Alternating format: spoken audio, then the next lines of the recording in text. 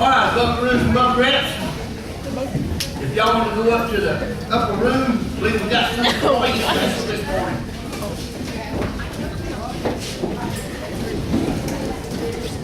Give them just a minute before I get started. We really come there. Love rabbit for us there. Last time I seen the shop walk up there. That means you're in a hurry to get there, ain't it? I love it. I love it. While they're going upstairs, I'd like to thank you all this morning for coming to the house of God that we can worship and glorify Him. Amen. Give it to the Lord. Is there any first-time visitors here this morning? Oh, praise God. Good. Glad to have you. Glad to have you. Good. Where, you know, where two or more gather, Jesus Christ is there. Woo, He's with us today. Amen. But He's always with us. The promise of the Holy Spirit. Today, that's where we're going to be, Matthew 24, 35 through 51. If y'all want to turn into your Bible to that right now, we're sure going to pursue that. And this is a continuation of last week when I started in on the first of three-part series of the rapture. Last week we were in 1 Thessalonians 4:13 through 18, so we're jumping on ahead right now to continue on. For those of you who were here last week, I hope you remember pretty much where we was at. And today, I want to start with after that. You know, that's kind of what I've titled this one after last week. We who are still alive and are left will be caught up. Now, how many of y'all here believe in the rapture? Amen. I believe in the rapture because it's spoken in the Word of God in the book. In God's holy word. And let's go to the Lord in prayer right now. Father, thank you so much for the message you've given. And Father, I ask that you touch our hearts. You open our eyes and our ears. Open our hearts to understand and realize it's coming. You're coming to Jesus Christ, you're coming back. Praise you. Lord, let us realize what we need to be thinking of and focusing on and being in our lives to receive you when you come back and you receive us in the rapture. Father, thank you for your love. Let this message today be strong and be going out from this church house outward to let people share with what they've heard today. Use me as your messenger for your message, and we glorify you in your name. Amen. Today, Matthew, if y'all already turned over there, I'm going to say, you know, the Bible has some humor in it. This is a pretty serious situation, what we're talking about. This is it's coming. It's the truth. It's a promise in God. There is going to be an end. But praise be, we're going to be on the good side of it, amen? Yeah. We're going to be with our Lord in eternity. Oh, it just boggles my mind. But I also know that the Bible has some humor in some of our own stories. And kind of like the account of Enoch and Elijah from the Old Testament. A little bit of humor right here. It's evidence from the scriptural testimony that the sudden disappearance of them two caused considerable confusion and alarm.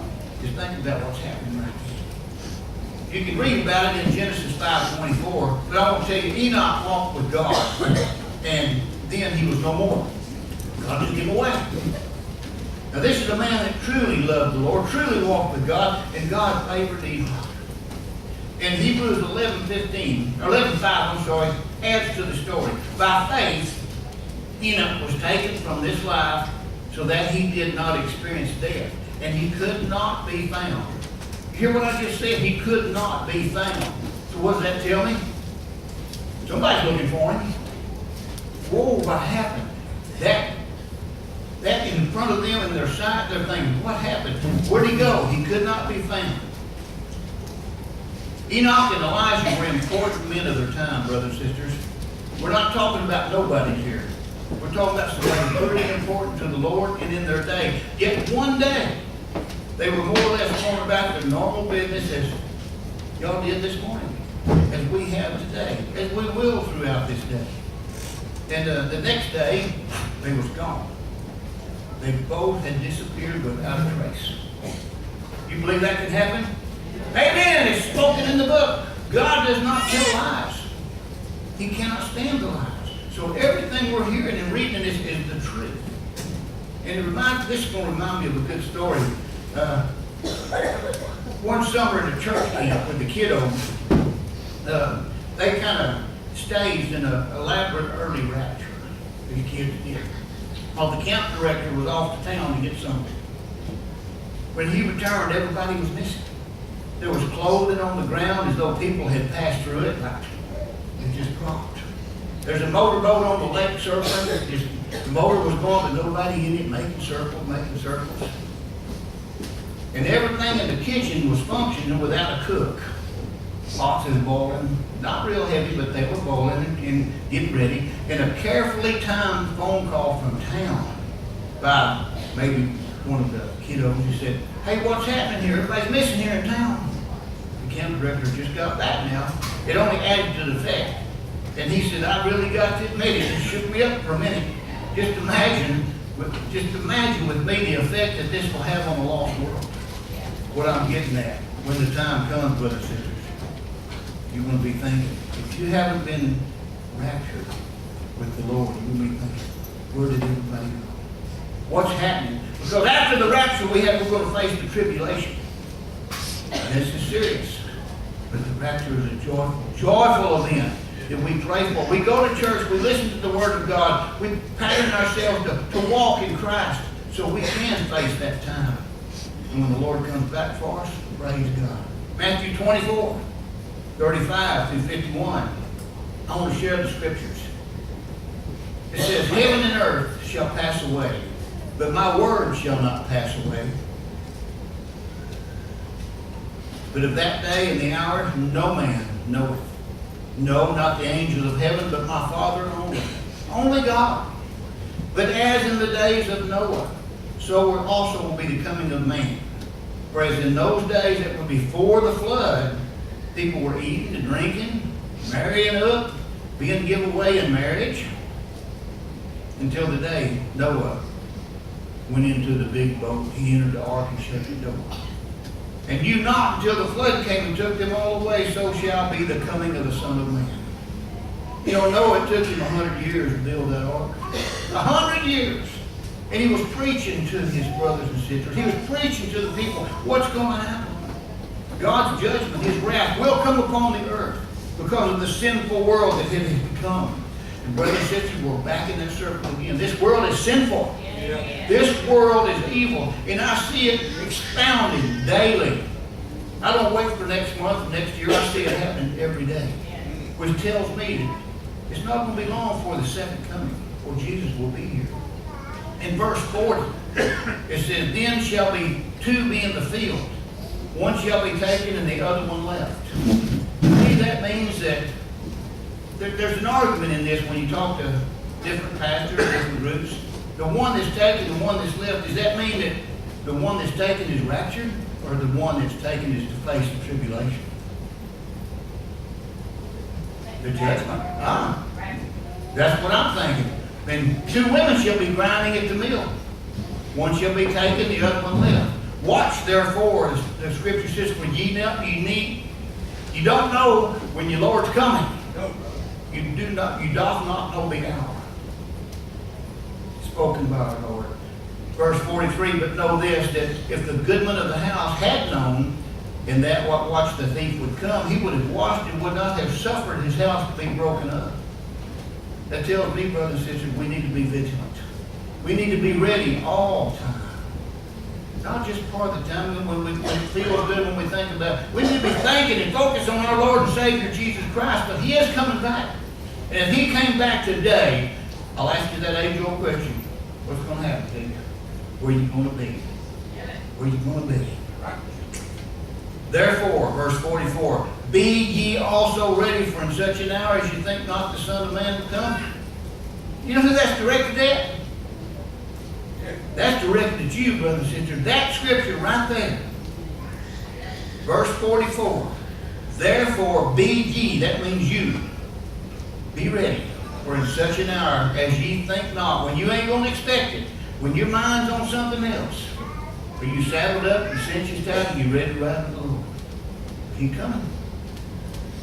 Verse 45, who then is a faithful and wise servant, whom his Lord hath made ruler over his household, to give them meat in due season? Blessed is that servant. Blessed is that servant whom his Lord, when he cometh, shall find so doing. Blessed be the servant that's ready.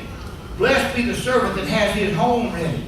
You don't know when he's coming, but if you've got everything right at the house, you've got everything right in your family, have you got everything right in your heart for our Lord? Verily I say to you that he shall make him ruler over all his goods. What a wonderful thought. Verse 48. Here's something we need to look at. But, and if that evil servant shall say in his heart, my Lord delayeth in coming. Oh, he's been promised. We've been hearing this for 2,000 years. My Lord ain't coming. Well, he might be coming. I don't know. I think he's coming. How about you? He's coming. I know that he's coming. But, think about this. When God, he says he's coming, but that little delay, and it caused some non-believers, some weak believers to think, well, you know, maybe he ain't coming.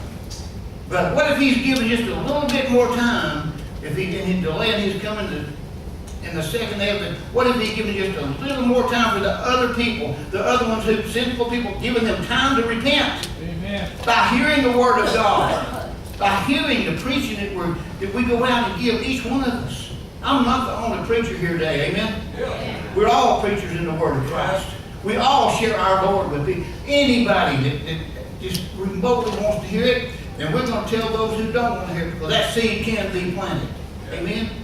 You don't force God down somebody's throat, but you sure shall him. God don't force you to love him, but he wants you to. He asks for your love. He asks for your commitment.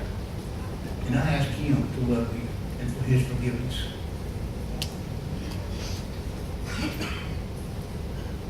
The Lord of that servant shall come in a day when he looketh not for him, in an hour he's not aware of. And if you're not ready, Scripture 51, verse 51 says, and shall cut him asunder and appoint him his portion with the hypocrites. And there shall be weeping and gnashing of teeth. That's not a pretty picture. That's not what I want. That's not what in my mind and my heart visualizes when the second coming of Jesus Christ. I want to be raptured to be with him in the clouds. I want to be with him in heaven. I don't want to be cast away. And that's the only alternative there is. There's two judgments. Heaven and hell. You know, in the time when it happens, I believe, brothers and sisters, headlines. Headlines in the paper, on the television, they'll shout mysterious disappearances worldwide. Yep. Major highways jammed with abandoned cars. Millions of graves found open and empty. Planes, pilots missing, planes crashing. You don't think that can happen? Believe it can. And for some imaginative thought on the state of the world immediately following this event, there's a book called The Late Great Planet Earth, which Hal Lindsey writes. And he says, there I was, driving down the freeway, and all of a sudden the place went crazy. Cars going in all directions, and not one of them had a driver. I mean, it was wild. I think we've got an invasion from outer space. Well, we do. We do. But it's a good invasion. It's the Lord coming back. It's Jesus Christ coming for his church. And I'm thinking teachers and professors in the colleges. Listen to this. It was puzzling, very puzzling. I was teaching my course in the philosophy of religion when all of a sudden 3 of my students vanished. They simply vanished. They were quite argumentative, always trying to prove their point from the Bible. No great loss to the class, however. I do find this disappearance very difficult to explain. The second coming, the rapture. World leaders, get this. This is what I like this. As an official spokesman of the United Nations, I wish to inform all the peace-loving people of the world that we're making every human effort to assist those nations whose leaders have disappeared. Amen. We have issued a general declaration of condemnation in the General Assembly concerning these heads of state. Their irresponsibility is shocking. Oh, where'd they go? Where'd they go? The believers in Christ, his children. We're not going to be astronauts when this happens. Y'all get that out of your noggin. We're not even going to be cosmonauts. we're going to be rapture lords. Yeah. Amen? Here one instant, gone the next. I believe that when the rapture hits. Caught up in the clouds to be with our blessed Lord. Hallelujah. Yeah.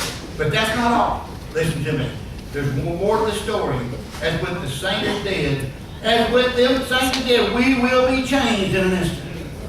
Woo, that's, I love it. How about y'all? I don't hear no amens out there. We'll be changed in an instant. New. Oh, woo, yeah. To describe this change, I want to use a flower and a seed. You know, a flower is not identical to the seed that's been planted. Listen to me now. Yet there's a continuity, a sameness of the two.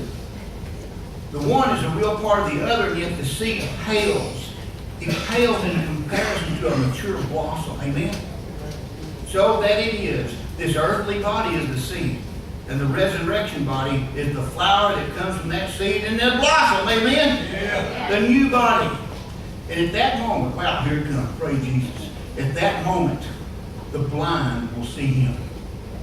At that moment, the lame shall rush to greet him. At that moment, the retarded shall know him. Paralytics shall spring out of their beds and obey his orders. The deaf will hear him and rise up to join him in the air. What a hope. What a blessed hope, brothers and sisters. And now, why is he coming? Why is he coming? In Thessalonians, 2 Thessalonians 1:10, I want just to share a portion of the verse from several translations of the Bible. He comes to be glorified in his holy people and to be marveled at among all those who have believed. There's 2 Thessalonians 1:10 and another translation. When he comes, he will be exalted by his followers and celebrated by all those who believe. Who would that be? Us! Amen. I want to tell you something, but to those whom he has made holy, his coming will mean splendor unimaginable. I can only imagine. He comes to be glorified in his saints and to be wondered at in all who have believed. And there's basically two main purposes for the Lord's return. Number one, we just mentioned to be glorified in the saints. Amen? In that moment, those in Christ will become an exhibition of his great power and of his goodness. We will defy the laws of gravity. Amen. We will defy again the laws of aging. We'll defy death. We'll be changed and we shall be like him. Amen. Some of them have gone before, right, brothers and sisters? They know. And we know too, because the word is spoken, the truth of God is spoken. The second purpose, pretty similar to the first. He comes to be marveled at. Now, you might be thinking, Taylor, what you talking about? To marvel, here comes a word which has the meaning to admire, as well as to be astonished or to wonder. One commentator described the Lord in this passage as being the surprising one. We'll look on him in awe, and he will be more than we can think. I can see that. I can see that. And it's kind of like if you picture yourself if you stepped out of complete darkness, in no dark house or room. And when I was a kid, I used to do this. I'd get in the closet and I'd run outside, and that light, the sun's light would hit me, and it was so bright, so blazing bright, I can't take it in all at once. I couldn't. We shield our faces, we blink, we rub our eyes when that sunlight hits. We'll be the same with Jesus Christ. Oh, think about this now. Right now we think he's lovely, amen? But he will be altogether lovely on his second coming. Right now we think he's mighty. But when he comes back, we'll know he's mighty. We think of him as being holy, but brothers and sisters, he is more than holy. We think of him as being wonderful, he'll be more than wonderful. That's our Lord. God is an awesome God. Amen. Yep, his coming will mean splendor, unimaginable. It'll be a breathtaking wonder to all whom believe in him. Amen. Someone has noted, I've read it in Scripture, I've quoted it myself, he's coming in glory. Glory. He's coming in the glory of the Father. He's coming as the Son of God and God the Son. He's coming in the glory of the angels as the captain of the innumerable host of heaven. He's coming in the glory of the church. Of the church. He's coming for his bride. The bridegroom is coming for his bride. He's coming in the glory of Israel as the God of Abraham, Isaac, and Jacob. He's coming in his own glory as the King of kings and the Lord of lords. Hallelujah. That's our Jesus is coming back. In Matthew 17, Jesus takes Peter, James, and John to the top of a hill. Y'all read that in your Bible in Matthew 17. As the disciples watched, the Lord's appearance changed. Just looking at him, he changed. So that he shone like the sun, his clothing became dazzling white. Right before their eyes, the transfiguration. He changed. As the brothers were overwhelmed by him and his glory, then we will see him and be overwhelmed in his glory as he comes back. Amen? Amen. There's a guy named Sammy Tippett that's written a book called Fire in Your Heart. And sometime back, Sammy was conducting evangelistic meetings in Romania, a mission trip. After one of the services, a young person gave a note to one of the team members, and the note simply read, "Jesus is coming soon." The teenager in Romania was anticipating, brothers and sisters, like we are, anticipating the Lord's glorious return. Paul and the early church, likewise, they lived in constant anticipation of the second coming of Jesus Christ. As a result, they shook the Roman Empire in the glory of God. Have you heard that saying, all roads lead to Rome? The Roman Empire, the evil Roman Empire is going to come back. Jesus Christ is coming back to conquer that, amen? Yeah. Perhaps if we anticipate the imminent return of Christ, we can shake our homes. We can shake our cities, amen? We can shake our government, our nation for his glory. It's going to take some quit making butt tracks in them chairs and make some footprints for the Lord. Yeah. And get on with it. Proclaim our Lord is Christ. Proclaim our King of Kings. Oh, wake up now. Wake up, saints. Jesus is coming, and he gave his word on it, his promise. He's coming. That promise will not be broken. And we're going to survive the rapture, amen? I'm going to give you some steps here, I think, that help us survive the rapture. Have we ever seen, who hadn't seen a cartoon of a crazy, wild-eyed prophet crying out, "The world's coming to an end"? I think back to my little, as a button, looking at Chicken Little. Sky's falling, sky's falling. But there's some crazy prophet saying, he's coming, he'll be here next week, or he's coming a certain day. Well, I don't claim to be a prophet, and I am proclaiming the imminent end of the planet Earth. However, I'm a preacher sent from God, and I'm declaring the fact that Jesus is soon about to return to this earth, what is called the rapture. Amen. That's going to happen. There's many things. I want y'all to get this. Many things that seem to indicate his return is imminent. It's close. Right at hand. I think the very skepticism of this present evil age is one of the surest signs of all. I stood up here and talked all these years about how evil the world's getting, and it's rapidly getting worse. It's getting worse, but the skepticism, it just blows my mind.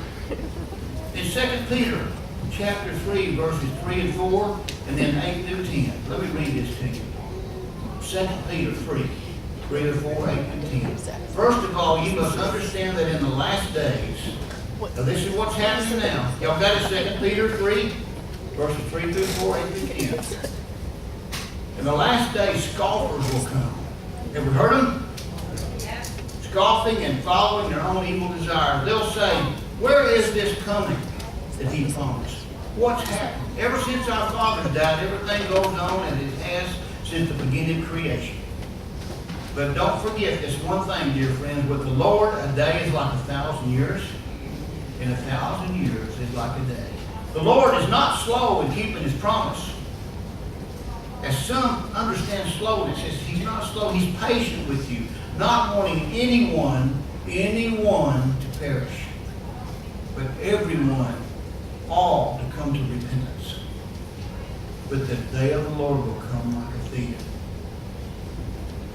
you need repentance in your life?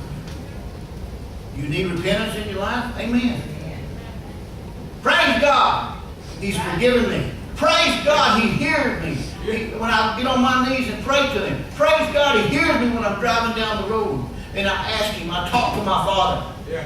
He's there every day, 24/7. He loves you. He hears you. He wants to hear from you. Be ready. There's many things. Many things. The English word rapture is not in the Bible. Do y'all know that? But listen to this. It comes from the Latin word rapio, which means to seize or snatch, or the actual removal from one place to another. In simple terms, the biblical rapture of the church means the removal of the church. Who's the church? We are the church. The snatching away of the church from earth to heaven. Woo, hallelujah. The Bible gives 6 different raptures. You know, this ain't the only one we're talking about. There's been more. And listen to this. Enoch was a righteous man who walked with God. Didn't we talk about him a while ago? The Lord took him to heaven prior to the great flood without him having to face death. Rapture. Again, Elijah was taken to be with the Lord by the way of a chariot in a whirlwind of fire. Another rapture. Don't think it can't happen. Don't think it won't happen, because it will happen. The Word of God records the ascension of Jesus in Acts 1. Revelations 12:5 contains another rapture. It could be of the believers who have been saved during the Great Tribulation. This is spoken of, or maybe the 144,000 saved Jews spoken of by the Apostle John. Revelation 11. Now we're getting down to it. Listen to me, because we in this one, it tells of another snatching away. The passage details the rapture of the 2 witnesses who come back to earth to prophesy during the Great Tribulation. I personally think these men will be Enoch and Elijah. That's what I feel. That's what I think from the Old Testament. They'll be taken up to heaven somewhere in the middle of the Great Tribulation. It's going to happen. Finally, we have the rapture of the church, which is us, which I believe will take place just prior to the Great Tribulation. That's my belief, because I go by what I read in the Scripture. In 1 Corinthians 15, 51, 52, it says, listen, I tell you a mystery. We will not all sleep, but we will all be changed in the flash, in the twinkling of an eye. There it is. Listen to this, 1 Thessalonians 4, 14 through 18. We went over part of this last week. For the Lord Himself will come down from heaven with a loud command, with the voice of the archangel, and the trumpet call of God. And the dead in Christ will rise with Him first. After that, I'm making a big circle here, who are still alive and are left, will be caught up together with them in the clouds to meet the Lord in the air. And so we will be with the Lord forever. Therefore, encourage everyone with these words. Tell this to everybody. Preach this to other folks. If you see someone that's hurting in your family, let's start with your family, brother and sister, your children, your grandchildren. Teach them. Let them know what God is, who He is, what He's done for you, what He's going to do in the future, and He is coming back. Start with your family. We can change the world, but we first got to start with our own, amen? And preach that. Someone has discovered that for every prophecy of the first coming of Jesus to Bethlehem some 2,000 years ago, there are 8 prophecies that foretell His second coming. 8 that tell his second coming, He's coming back. In one verse in 25 makes direct and indirect references to His coming again. That's a pretty good record, amen? The disciples and early church leaders therefore believed in the rapture of the church or the second coming of Jesus so strongly that they exhorted their followers to live as through the Lord, as though the Lord died yesterday, rose again today, and is coming back tomorrow to receive His church. Yeah. Live like that, brothers and sisters, like it's just happening. Died yesterday, rose today, and coming back for you, for me tomorrow. A man told of a vacation place. I read this little story. I think I've seen it in Facebook also, in some of the scripture things that I look at. It's a discovery place in Charlotte, North Carolina. This is kind of neat. It's a hands-on museum which has has an amazing number of shows. And if you're ever in Charlotte, he says, I recommend you visit the place. It's something your family will enjoy, your family. One exhibit there stands out in this man's mind. The tour guide, he said, the tour guide asked us if we could hear a certain noise. And our little one, our daughter Marcy, could hear it. He said, my wife and I couldn't. The tone was very high in pitch. Only dogs, cats, roaches, and little girls. Or little boys. So said the instructor.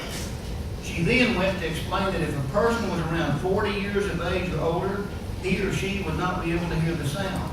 He said, my wife and myself tried very hard, but our age one. We just were not able. We could not hear it. We weren't able to hear the sound. The rapture is going to be similar, brothers and sisters. When Jesus Christ come up here, only those in Christ, the saints, will hear. And only those in Christ will obey. Amen? Yes. Come up here. Immediately following the rapture, the world will begin a time of 7 years of great tribulation. The likes of which the world has never, ever known. If you miss the rapture, you'll face the tribulation. Listen to me. Count on it. In an effort to help you through the most difficult period, I want to give you an outline, brothers and sisters, a brief manual on some 7 things to remember. These 7 things may well be the most important bits of information you can ever hear. Number 1, prepare yourself mentally for extreme suffering and hardship, tribulation. You better prepare yourself. The tribulation will be a time of horrible judgment and horrible suffering. The Lord will allow sin. He'll allow it to be destroyed and judged, as well as those who practice lawlessness or sin. If you miss the rapture, you're going to need, first of all, mentally prepare yourself for horrible suffering and hardship, but the alternative is even worse, a physical, literal hell. If you miss the rapture, you're not going to be in no spiritual condition to die. Well, therefore, don't quit. Don't give up. Don't commit suicide when this happens. And believe me, you're going to be tempted in the time of the tribulation. This is horrible, terrible, bad time. Because God's wrath on the evil, sinful earth is coming forth. Somewhere around the middle of the 7-year period, God will begin pouring out a series of 3 great judgments. Notice here the names of these 3 judgments, as well as the various things that the Scripture points out and will characterize them. Listen to this, the sealed judgments in Revelation 6, 4 through 17. And these sealed judgments is going to tell you that peace will be taken from the earth and great wars will erupt. Something we've never seen, amen? Complete peace taken away. There'll be extreme inflation. There'll be poverty like it's never known. A lack of food is 1 day's wages will buy enough food for 1 day for 1 person. That's tough times, amen? 1/4 of the world's population will die due to war and hunger.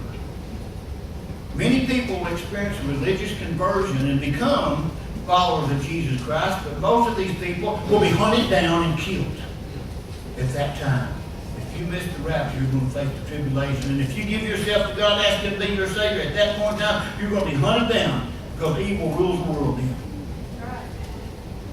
There'll be a great earthquake, and the sun will be blackened, the moon will turn red, and all the mountains and islands will be moved. Can you imagine that in your mind? The whole world, the shaking's coming, brothers and sisters. Panic and terror will be universal all over this world. The trumpet judgments, Revelation chapter 8, verses 7 through 11, and in verse 19. Listen to this. Hail and fire falls, mingled with blood from the sky. A star named wormwood. Did y'all ever heard of that? If you studied on your Bible, if you've been in Bible study, wormwood will fall from the sky and poison 1/3 of all fresh water, killing many people. Can you imagine now we've had a shortage of food, panic is worldwide, and now we have a shortage of water? The sun, the moon, the stars will be darkened by 1/3. The night and day will be reduced by 1/3, affecting both light and affecting temperature. Now, brothers and sisters, I ain't making this up. It's in the book of Revelation. It's coming. It's going to happen. Word for word what he's saying. There's some speculation this means the rotation of the earth will be changed, so that a day lasts only 16 hours instead of 24 hours. Remember when he said this, though the time be shortened? Look at those scriptures. Demonic creatures. Here's what really gets me. I pray that my children, my grandchildren are listening. I pray that my future generation and my family knows God. At this time in the tribulation, demonic creatures will be turned loose on the planet, which will torture those who do not know Christ. I pray that my family knows Christ. I pray your family knows Christ. This is time of seriousness, brothers and sisters. It's a time of joy if you do know Him. Amen. The bowl judgments. There's some more. Revelation chapter 16, verses 2 through 21. Now, you thought it was bad? It's getting worse. And we ain't even got to the worst. It's to the worst yet. Listen to me. Malignant sores will plague all the unsaved. All the unsaved. If you're sitting here today and you haven't been saved, you haven't taken Jesus Christ as your Savior, listen to what I'm telling you. The seas will become blood. All that is in the seas will perish. There'll be nothing but blood to drink from the rivers and the springs. Men will be scorched with fire and great heat. Mankind will gnaw their tongues due to pain and sores. The cities throughout the whole earth will crumble. Islands and mountains disappear. 100-pound hailstones, if you can imagine that falling from the sky. And preparations will be made at this time for the battle of Armageddon. A great earthquake will rattle both nerves and will rattle the planet. And shortly after this great earthquake, Jesus will return with His army to claim the earth as His possession. Brothers and sisters, hallelujah. He's coming back to claim us. He's coming back to claim His children, the church. The book of Revelations notes that during a portion of the time, people will actually try to take their own lives. But God won't let them. It's not going to happen. Remember this. The Great Tribulation is bad. Bad beyond your wildest imaginations. Hell, though, is worse. Suicide is jumping out of the frying pan into the fire, literally.